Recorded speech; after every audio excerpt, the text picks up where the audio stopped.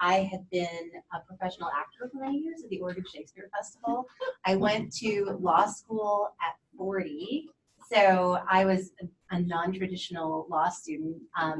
And yes, when I was at 2L, I got someone out, and I figured, you know what, with all the debt I'm going into, getting someone out of prison, that's the prize, right? That makes it all worth it, you know. And believe it or not, I've been lucky enough now over the past 10 years to have been able to help dozens of people come out. And in fact, and just today, I'm working with a client who was just released after having been given a 30-year to life sentence. She was homeless and was using crack, and was with another homeless woman using crack. In the morning, they used her crack all night long. In the morning, they got into a fight. There were some clothes thrown. She hit the woman with the butt of a knife on the head and got a 30-year to life sentence. She was just released yesterday through a new program that CDCR is doing called 1170D1, which is a meritorious conduct recommendation. It's when CDCR identifies certain inmates in the California state prison population that have done made such extreme efforts of rehabilitation, have gone above and beyond, that their continued incarceration is no longer in the interest of justice. And so CDCR has found to date about 45 individuals out of a prison population of about 125,000 that meet these criteria, and they will do a full review of an inmate's entire prison file, look at everything they've done in prison. It starts with like maybe their correctional counselor, so the person they see every day, goes then to that counselor supervisor, then goes to the warden, then goes to CDCR headquarters, where they do a full review of this person's history, criminal history, contact victims, et cetera. And then ultimately, the secretary of CDCR will sign this letter saying, this person has done such an amazing job. Dear judge, you should look at this person's sentence again and reconsider. So it's a little flustered coming in because this person just came out, and I'm trying to get her into a reentry program, which is not always easy because you're dealing with the Department of Parole, Division of Adult Parole Operations. They don't always like to transfer supervision from one county to another, so it becomes a whole thing. So anyway, that's a day in the life, right? And you know, I will tell you that this particular client had suffered years of horrendous abuse, had mental health issues starting as a child, was gang raped as a child, was pretty much anything that could happen to you happened to her as a young girl. And it is not at all surprising that she then had a long history with interacting with criminal justice, never got the mental health treatment that she needed, was instead put in foster homes. She was actually kicked out of youth authority because she had, I think, ulcerative colitis, so they couldn't handle her medical issue. So they kicked her out of CYA and put her into a foster home, which was certainly by no means better equipped to manage a foster child with ulcerative colitis. She was basically failed by the system at every single turn. And yet she's achieved this incredible thing, I think is an incredible testament to the powers of resilience and rehabilitation and getting the right person to the right place with the right services. That can make all the difference and can ultimately be a lot cheaper than the $70,000 a year it costs to keep someone incarcerated in California State Prison, particularly someone who's getting older and who has medical needs. So that was a little anecdote. Yeah, sorry about that. Go ahead, Brent. What was the title of the program? It's called, it's actually in the penal code section 1170, paren D, paren 1, paren. So 1170, I'll just write it down. Would it bother anyone if I turned off one string lights here?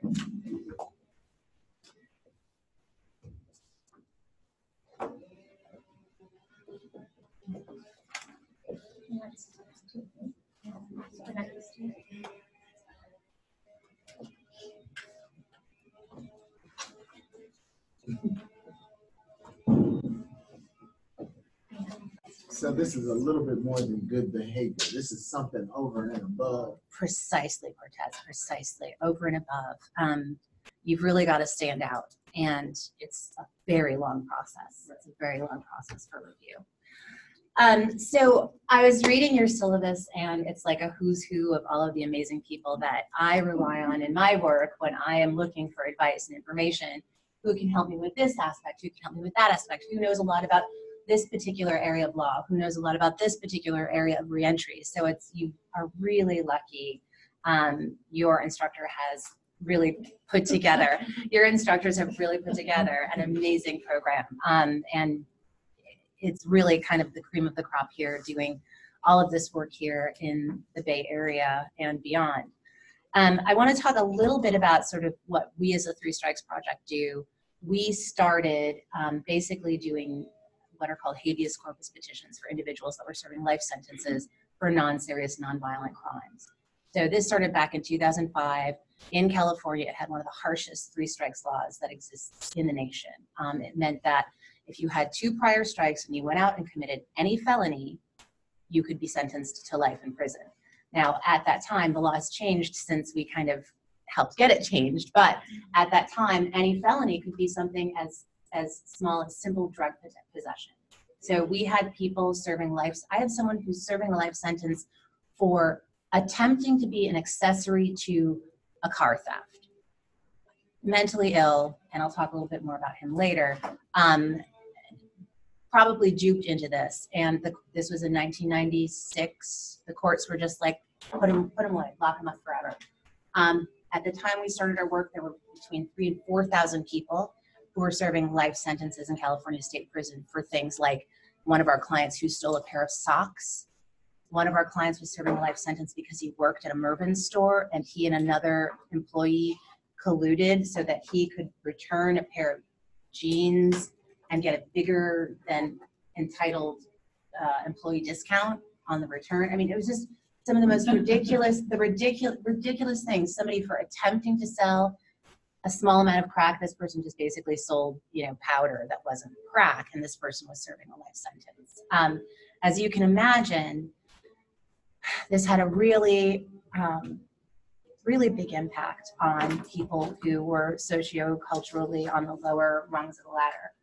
People who were just doing whatever they could to get by, people who were shoplifting, people who were using or trying to get enough drugs to use for personal use. We're not talking about drug kingpins here. We're not talking about criminal masterminds.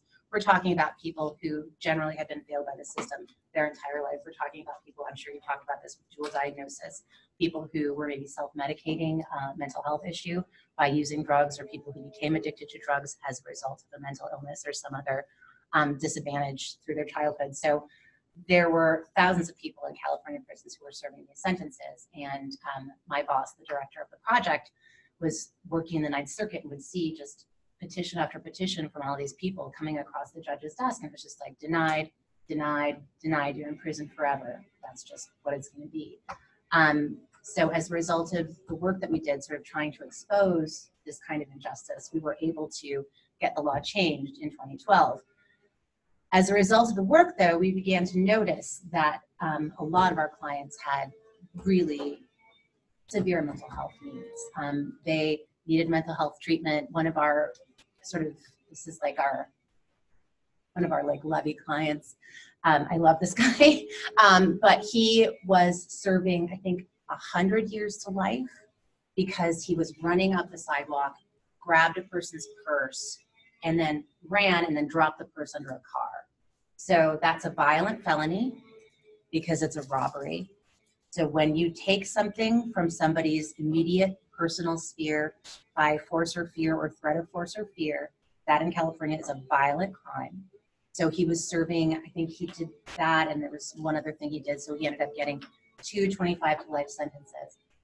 He was so mentally ill that the judge on his own said, can we please get a mental health practitioner in here to determine if this person is competent. Of course, when you do that, you get some mental health professionals that will say, oh, yes, he's competent, and one mental health professional from the other side that says, oh, no, he's not competent. So there's always this sort of battle of the experts. Ultimately, who loses? Usually our clients. So this individual begged the judge to sentence him to the max, and his attorney basically was like, okay, fine, if that's what you want, I'm not going to fight it. So he was serving 100 years to life in prison for that. But the reason I bring him up is that this was a clear issue of a mental health need, and we were ultimately able to get it righted through a process I'll tell you about at one of these other slides, but he was not uncommon. The only thing uncommon about him was that he happened to be in a county that had resources available, but just for whatever reason didn't choose to use them for this particular guy. One of the reasons, as we discovered through our work, that there are so many individuals with mental health problems in our prisons is a direct result of a deinstitutionalization process that began in the 70s. Have you guys talked about that at all?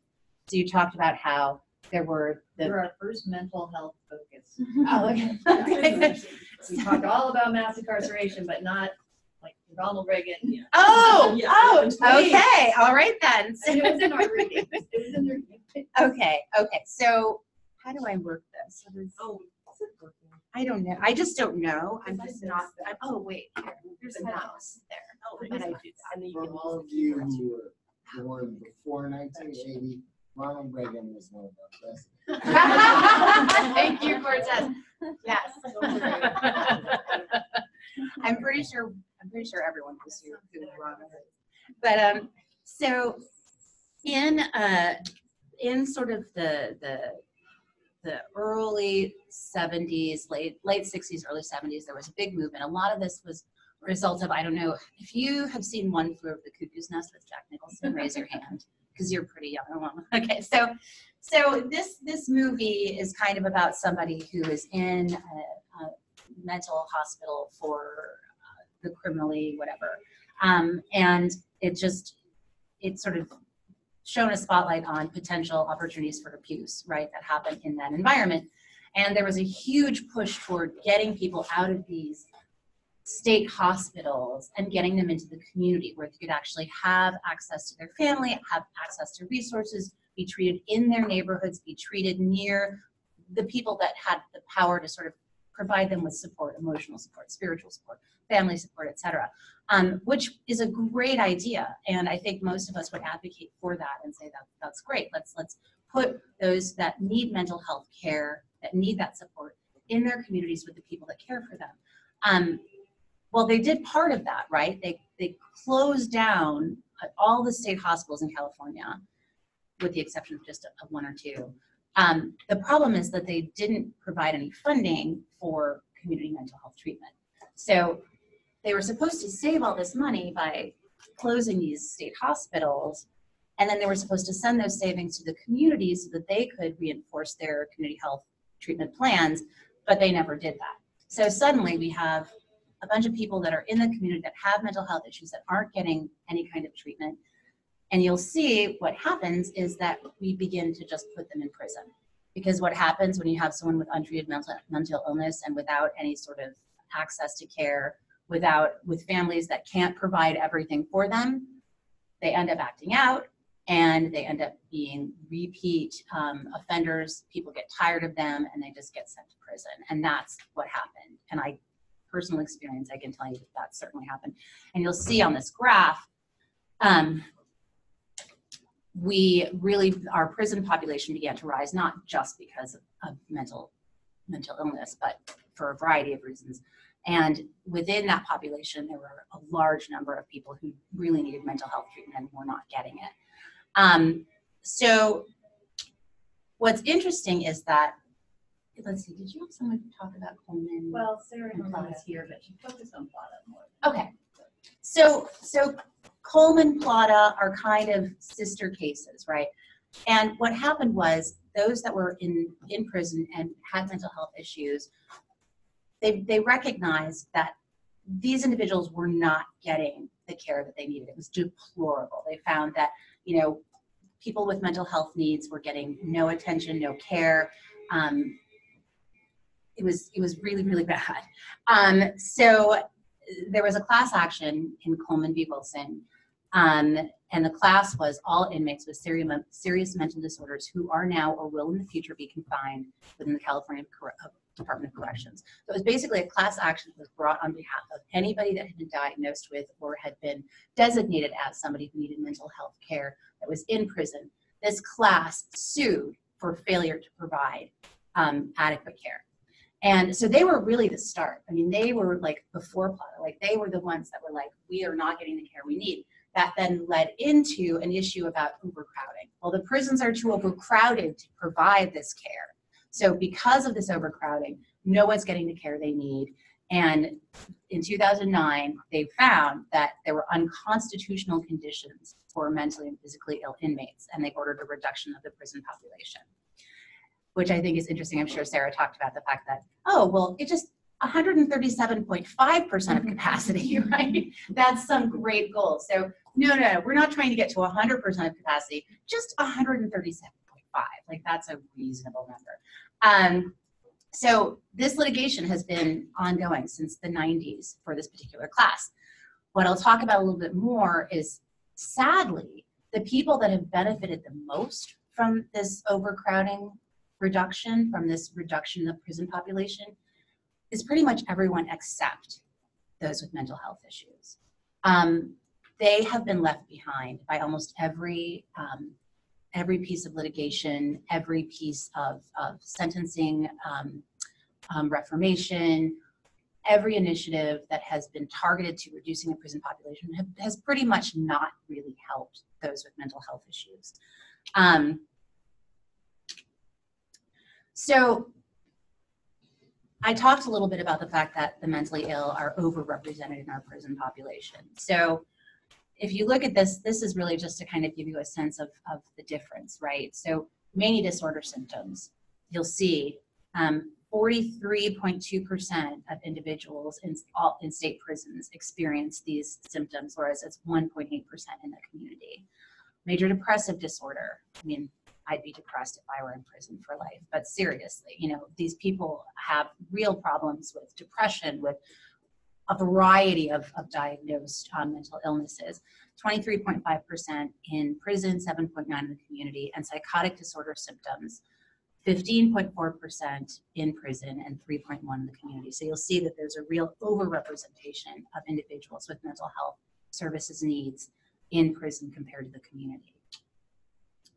And then in California, those with mental disorders, these are sort of the monikers that CDCR uses.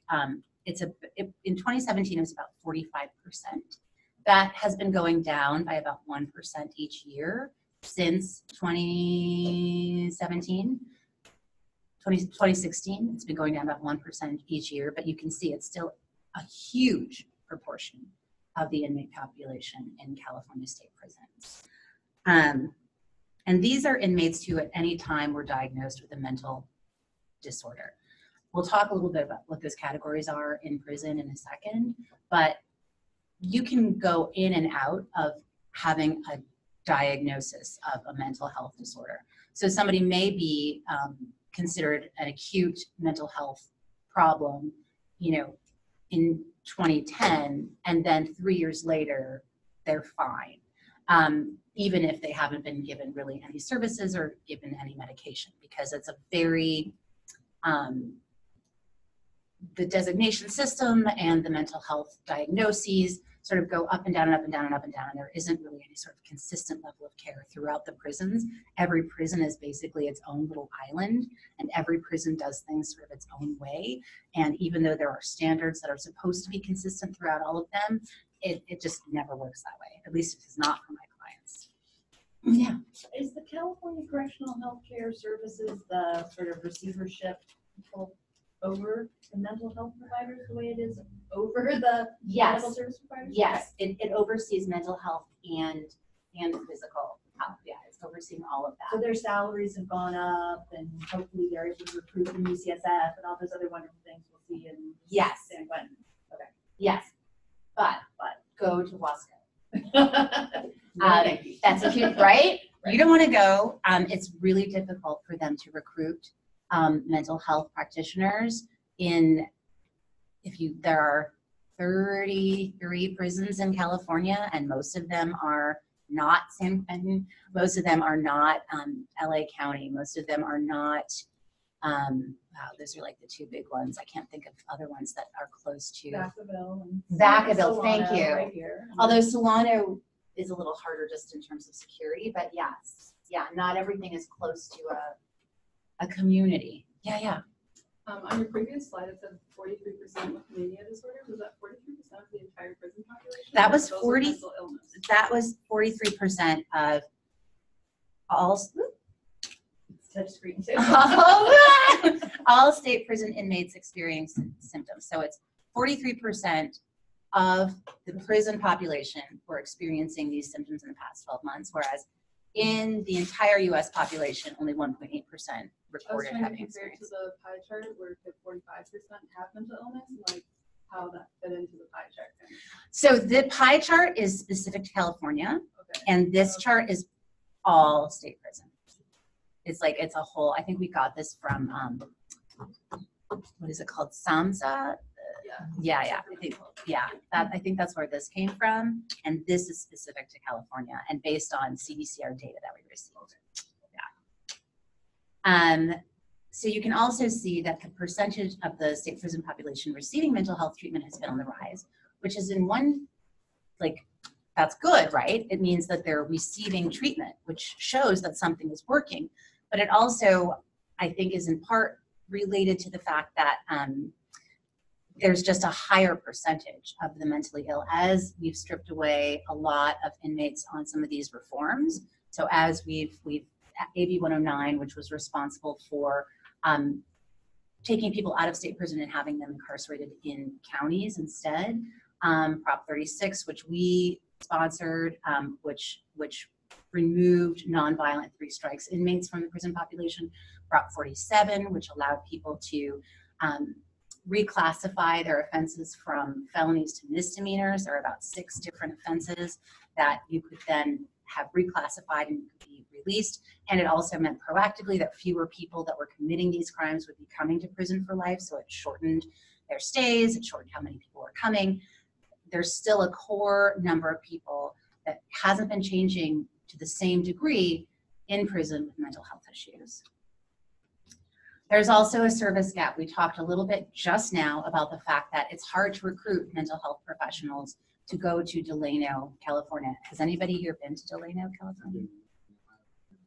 Yeah, so you can imagine, right? It's you have to drive hours through cornfields to get to Delano. And what is the closest city, like Bakersfield? And that's like an hour and a half away. So it's very hard to get practitioners to some of these far-flung places. Pelican Bay State Prison, way up north, really far away from everything. Ironwood, really far away.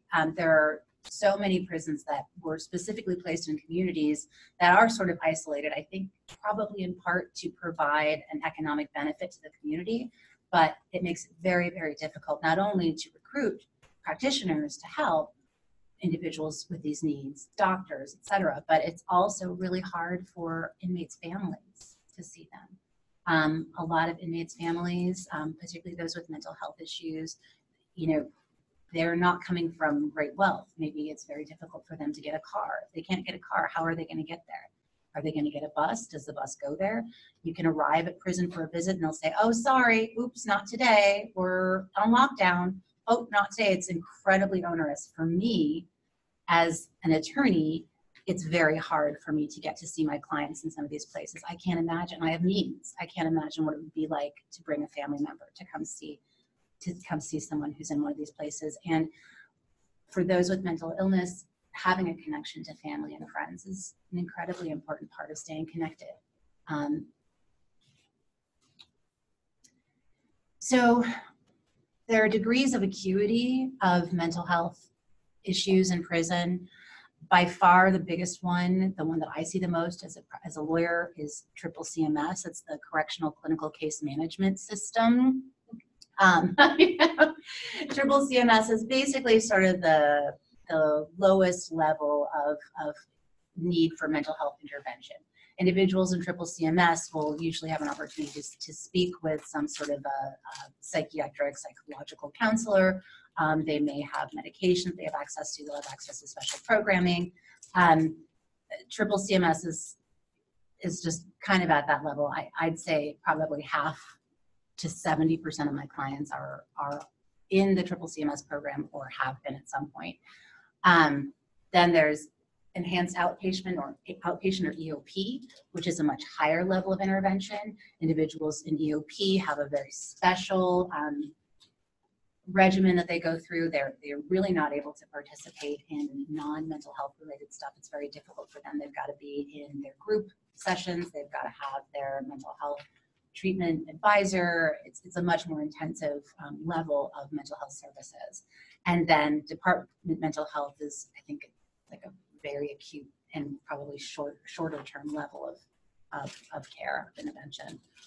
So those are the basic, that's the basic pie of the types of services available to that 45% that we just looked at on the last pie chart. So anyway, this is kind of what I was just talking about. Lowest level, medication, individual group therapy. This is all triple CMS. This might mean something to those of you doing MPHs. I'm just a lawyer, but schizophrenia, psychotic disorder, bipolar disorder, and major depressive disorder. These are all of the disorders that come within the ambit of the triple CMS designation. Some of which to me seem pretty serious. You might need a little help. Enhanced outpatient program is segregated housing, so you're usually in a group with other individuals who are in the same program as you. This is for acute onset or significant decom, including delusional thinking, hallucinations, medication, individual and group therapy, and at least 10 hours a week of structured therapeutic activities. I do want to talk a little bit about, so CDCR has certainly been working to improve these things. And one thing that they recently did was, before, there are certain credits, they're called milestone credits, that you can get as an inmate that can actually reduce the amount of time that you're serving. And it used to be that if you were in a mental health program, you couldn't get those credits. You were just stuck serving your sentence because you had to be in your group therapy, you had to be doing all these other things. And they recently changed the regulations such that if you are in any of these mental health intervention programs, you will get milestone credits for participating in it. So there's actually an incentive to participate in the kinds of mental health interventions that they think will be helpful to you. And then there's the mental health crisis bed. That's actual inpatient psychiatric care. You'll actually see a lot of individuals who are in triple CMS or EOP go in and out of a crisis bed, depending on whether they have a decompensation event or some other event that necessitates a special close monitoring and special housing. And I'll talk about that. I'll tell you, I'm going to end with just a couple of examples of some clients just so you get a sense of what their experience is in prison. Inpatient treatment, I actually have never had a client that has been in here. As you'll see, anticipated discharges within 30 to 45 days. Oops, sorry.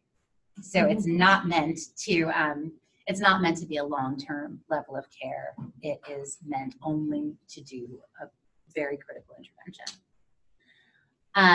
You'll also see that the acuity has been rising. I talked a little bit about that a minute ago, that there is this core group of individuals that are not benefiting from some of these ameliorative sentencing reforms that are still in prison.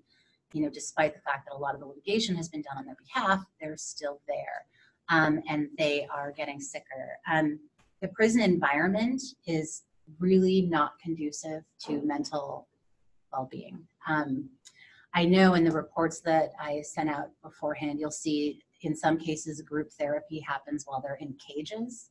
They're literally in what looks like a telephone booth, but with bars. And they line them up in a circle, and they're expected to participate in some sort of therapeutic intervention in that way. The prison environment, has anyone in here been to a prison? Raise your hand if you have. So every time I go to a prison, I get really mad. Everybody treats you as if you are trying to get over on them. Everybody treats you as if you've done something wrong. Everybody looks at you as if, oh, you're in here to, try to get around the law. I'm obviously being general. There are obviously nice people every place you go, but it's a very oppressive atmosphere. It is very much about you follow the rules, you do the rules.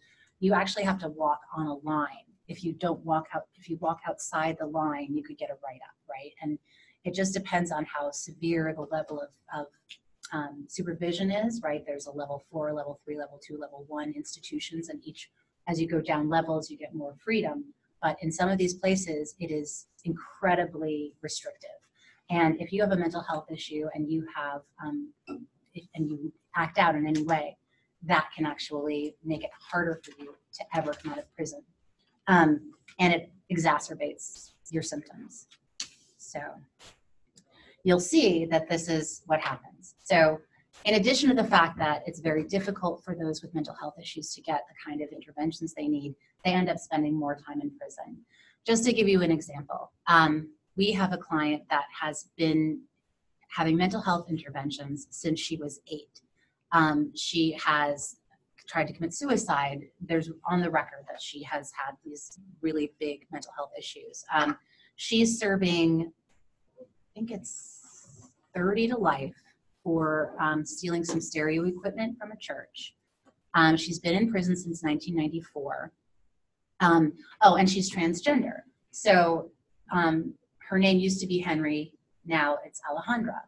And she is victimized in prison. Number one, she's got a mental health issue. Number two, she's transgender. So she's housed in a men's prison and she's expected to room with men. So she's terrified, right? Because she's been subject to multiple episodes of sexual violence while in prison. So what she does is she will be in a meeting with her therapist and she'll spit at the therapist, not on, but at the therapist. She'll get a write-up for it and she calls it paying her rent because that will allow her a single cell. She'll have to go to administrative segregation housing and she'll get her own cell and she'll feel safe. The problem is that every time you get a write-up like that, your classification score goes up. If your classification score goes up, your housing gets more and more restricted. So it's almost like this horrible catch-22 where you're trying to be safe, you're trying to protect yourself, but everything in prison makes it harder for you to do that. And the more you do that, the more time you have to spend in prison. I mean, it's just unbelievable. So again, if you're in an environment where you're expected to walk a straight line and you're having a mental decompensation, they don't make allowances for that. And in fact, this particular client also had many, they're called RVRs, rules violation reports. She had write-ups for attempting suicide. So you can actually have your classification score go up if you attempt suicide. They've recently made some improvements to that. Now you can only get a write-up if you are just pretending to attempt suicide. I thought you were going to say you're successful. Right, no, right? Yeah, no, it's just awful. Yeah, it's awful. So now, if you're malingeringly attempting suicide, you get a write-up. But if you make a genuine attempt at suicide, then I think you get a break on your points. But again, you can see that they're really put in a situation that is, it's like a Kafka. I mean, it's just, and they're languishing in here for a long time. So, sorry. And she's just reaching out for help. Oh my gosh. Well, you know, and also she's just inappropriately housed. They won't put her anywhere else. She's got a mental health disorder that makes it impossible for her to follow the rules that would allow her some of the ameliorative things that they could do for her in prison. And she's never going to get out. What isn't she? I don't remember. She gets moved a lot. There's some, I mean, for the first time, because I've been working in San Quentin for a while, there are trans women there. And it's only because the special needs yards were done away with. Which we, yeah. Which we'll get to, I yeah, presume, exactly, right. exactly. And so, yeah. And that's the thing. There are good things happening for transgender inmates. I mean, needles moving forward. But if you're both transgender and you have an extreme mental disorder, you know, mental health issue, you're not going to get the benefit of some of those better programs. So my poor client is, yeah, I mean, it's interesting. So Proposition 36 is something that our organization wrote and put on the books. It basically said if you're serving a life sentence for a non-serious, non-violent crime, you can go back to the court that sentenced you and you can say, look, I don't need to be here anymore. You should let me out. The crime that I committed in 1996 could no longer give me a life sentence because it's a non-serious, non-violent felony. Judge, can you please let me out? So she went before the judge. She had 3 experts testify on her behalf, explaining, look, she has this history of mental illness. Look, she, you know, isn't violent. The violence that she does is spitting at people so that she can, you know, get a single cell. And the judge, and because of all of her administrative segregation placement, she hasn't been able to do things like AA or NA. They call it programming in prison. She hasn't been able to do AA, NA. She hasn't been able to do anger management. She hasn't been able to do any of the programs that you do to show that you're rehabilitated, right? And so the judge said, I'm going to deny her. I think she's a danger. It's not why she didn't program. Remember that they said, look, she can't program because she's in ADSEG, because she needs to have single cell housing because she's being violently attacked. And the court said it's not why she didn't program, it's whether she programmed. And obviously she didn't program, so obviously she's not ready for the community, so obviously she can just stay and wait until she talks to the parole board, which is a whole other thing, because the parole board never lets anybody out. So when you look at the inmate population in California state prisons, those with mental health issues tend to be the lowest risk. The California Static Risk Assessment is this objective tool that CDCR uses to determine what someone's risk of recidivism is. And it's do you have a high risk to recidivate with violence? So 1 is the lowest score you can possibly get, and it means that you have the lowest possible likelihood to recidivate. Then there's 1 for high drug recidivation likelihood. There's 1 for high property, so high theft recidivism rate. Then there's 1 that's high violence for risk of recidivism. And as you can see here, in pretty much every category, right, low risk, moderate risk, high risk drugs, high risk property, high risk violence, those that are designated as mental health disordered inmates tend to have lower risk overall. Yet they tend also to stay in prison longer. And if you look here at actual recidivism rates, they tend to recidivate more. My guess is a lot of that has to do with the fact that they go back to the community. They're not getting the treatment that they need. They're not getting any help. They become a nuisance, and then they get put back in prison because nobody else knows what to do with them. But of course, that's just a guess. I mean, I don't know. Who knows? But what we do know is that it is much, much cheaper to give someone treatment in the community than it is to give them treatment in prison, and that it tends to be more effective. So that's just a whole bunch of stuff about sort of what happens in prison. What we know is that prison is not a great place to get mental health treatment, mostly because the environment is not conducive to actually helping you get better. We know too that it's very difficult to get really good mental health interventions in every prison, that the quality and degree or quantity of mental health care that you're going to get in prison varies greatly from prison to prison. 3, if you have a mental health issue, even if you're getting treatment, you're much more likely to spend longer time in prison because you're much more likely to be a behavior problem. And in that behavioral problem, very little mitigation is given, weight of mitigation is given to the fact that you may have done this as a result of mental illness. And 4, almost everything that we have done to try to get the nonviolent people out who aren't hardened long-term criminals out of prison has not helped those who have mental health issues. So there are a couple really great programs that have done a lot for those with mental health disorders. Mental health courts are one way that we can keep someone from getting into prison in the first place. The client I was talking to you about earlier, the one who snatched the purse and got 100 years to life because he begged the court to give him the maximum. We got him out. And the way we did it is we worked with the district attorney. We said, look, this individual is suffering from a mental health disorder. He shouldn't be in prison. It's terrible. When he was in prison, I mean, I can't even tell you, every other week we'd hear about him having slammed his head against the wall and he was in the hospital, or he tried to commit suicide. I mean, it was consistently a problem, despite the fact that he was on medication and supposedly getting mental health treatment. But then he went to the Santa Clara County Mental Health Court, which is manned by Judge Manley, who is this amazing judge. He's got an eye patch, and he has this court where everybody who comes in, you come in and you get applause. You get applause for coming in.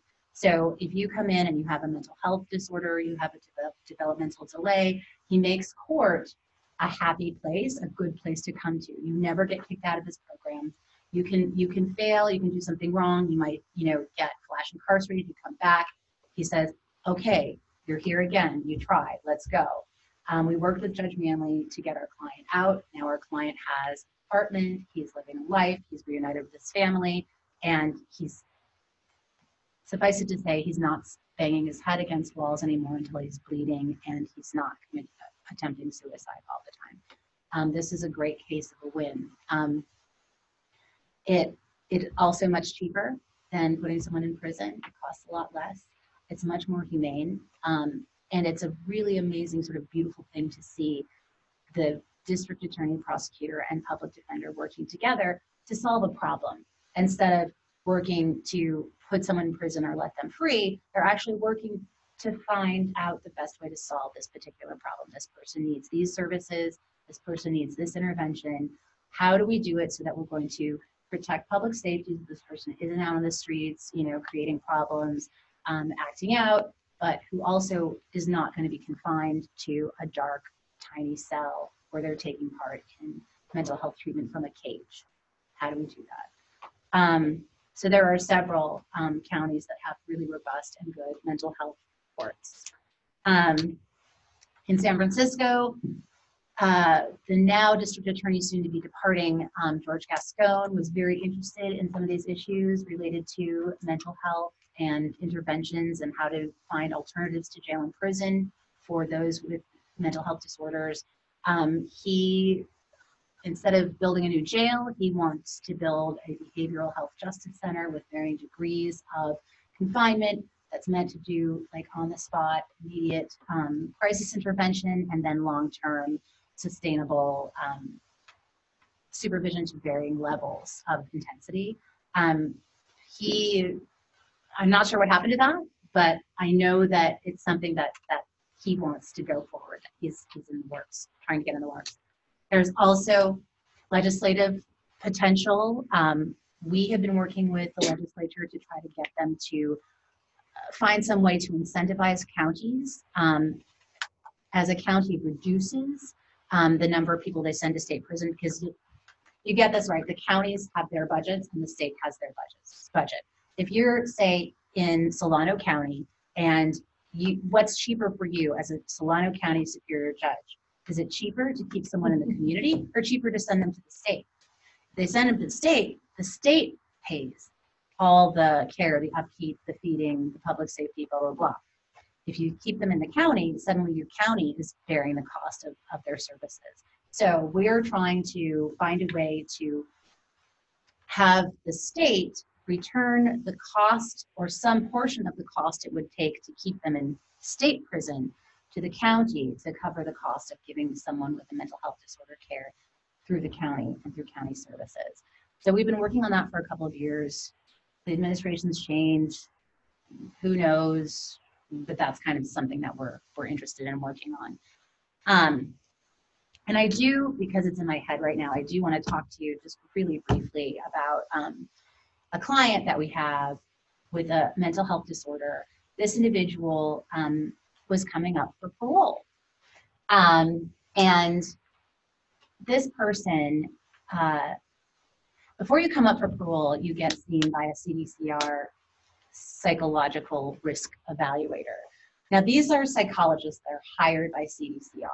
Okay, CDCR hires them and says, okay, we want you to interview outgoing people who are eligible for parole. We want you to interview them and tell our board of parole if they're a risk of danger to the public.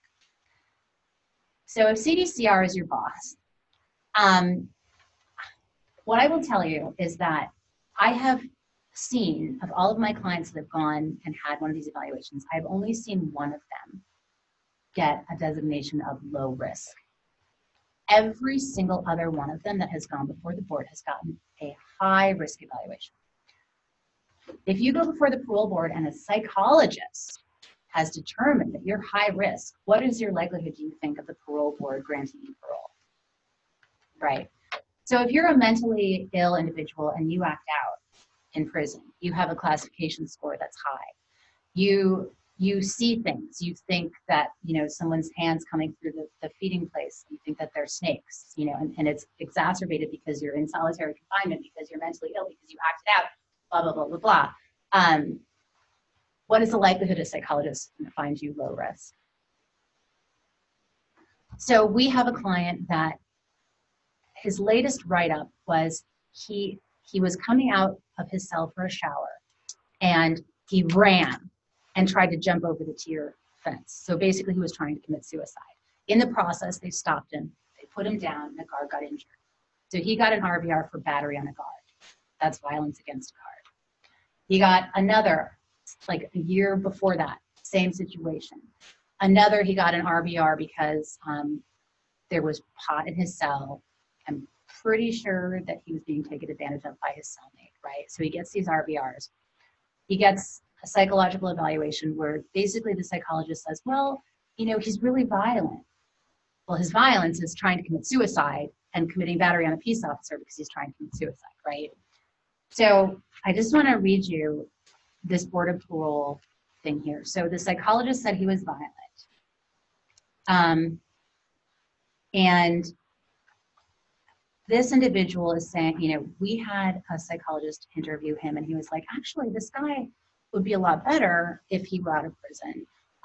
We could, he's got a family that's really supportive. His brother is a CDCR guard. He'll, like, you know, make sure that he's going to his appointments. We've got him set up with a mental health intervention in the community. He has a home to go to. Like, he would be just fine. So I'm pretty sure that our client thought that he was going to be just fine. But so this is how the first part of this goes. I'm reading this to you because I just read it recently, and it makes me so upset. Okay. Why are you suitable for parole? The commissioner asks. Our client says, I'm suitable. I believe I'm suitable for parole because I want to be of service to my community. And I've no longer used any narcotics, drugs, smoke, anything. For the past 20 years, I've had I would say, daily contact with my psychologist and my doctors and stuff like that. And the commissioner says, well, if you've had contact with your psychological doctors, why are you still violent? And he says, well, I was on the wrong meds for a while. This is true. The commissioner says, what's that got to do with being violent? And he says, well, medication. Commissioner says, what's that got to do with being violent? He says, it ate my pancreas up. It was burning. What does your pancreas got to do with being violent? Well, it's a psychological medication. It was, how would you say, what you call valproic acid? And say that again, sir. Valproic acid? Okay. And it's something that, so basically, anyway, they're going to go on. But you can see, I'm sure you can imagine that my client was soon talking about his plans to have a spaceship and, you know, whatever. The commissioner was not interested in anything other than making my client nervous, afraid, attacking him. I mean, that was out the gate. That's what happened. And I think this is just such a perfect example of why those with mental health disorders are just languishing in prison. If they're not going to get out, this is a parole board hearing. He's been in since *94. When is he coming out? Is he going to be able to do better next time when they say, why are you so violent? I don't know.